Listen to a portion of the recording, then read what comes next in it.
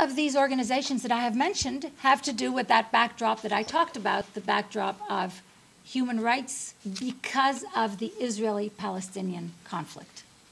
But the group, as you can imagine, that I will be interested in most are the Israelis fighting for Palestinian human rights.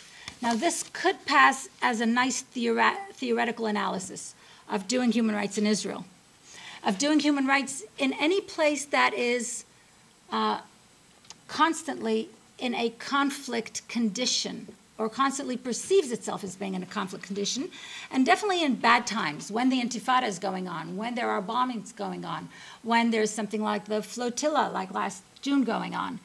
Every time something like that happens, you feel the conflictual aspects of doing human rights. But that group that I will be talking about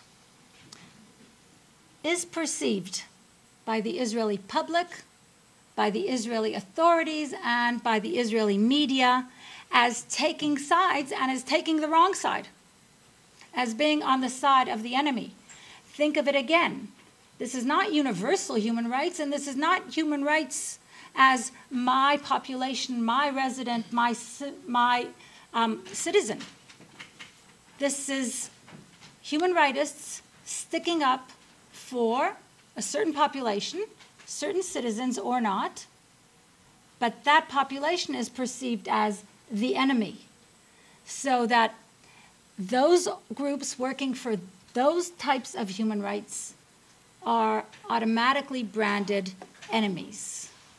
That's what I will get to, because I'm really now ahead of myself. But basically, that's what we're looking at here. And this last year has made it so very explicit.